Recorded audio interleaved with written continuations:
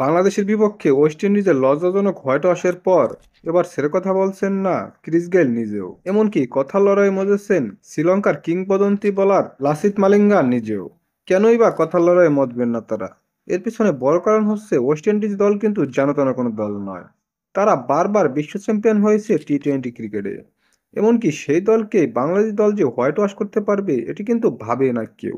সবাই মনে করেছিল হয়তোবা ভুলবশত একটি দুটি ম্যাচ তারা জিতে যেতে পারে, কিন্তু শেষ পর্যন্ত ওয়েস্ট ইন্ডিজের মতো বড় দলকে বাংলাদেশ যে টি-20-তে এভাবে হোয়াইট ওয়াশ করবে এ কথাটি বিশ্বাসই করতে পারেনি কেউ।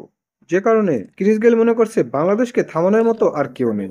ওয়েস্ট ইন্ডিজের মতো দলকে যদি বাংলাদেশ টি-20-তে হোয়াইট ওয়াশ করতে পারে তাহলে বিশ্বের যে কোনো দলকে বাংলাদেশ দল হারাতে পারবে।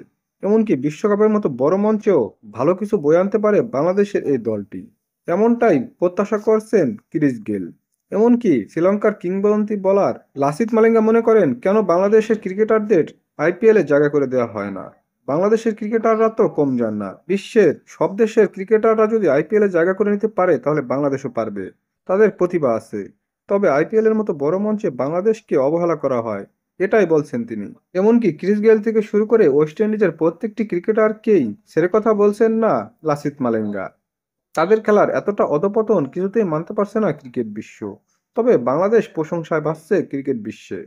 দর্শক, ওয়েস্ট ইন্ডিজের বিপক্ষে বাংলাদেশের অসাধারণ সিরিজ জয়, এমনকি শেষ পর্যন্ত ওয়েস্ট ইন্ডিজকে লজ্জাজনক হোয়াইট ওয়াশের মধ্য দিয়ে নিজেদের আধিপত্য বিস্তার করেছে বাংলাদেশ দল। বাংলাদেশের রাজনৈতিক পট পরিবর্তনের সাথে সাথেও বাংলাদেশ ক্রিকেট দলও এগিয়ে যাচ্ছে দুর্বার গতিতে।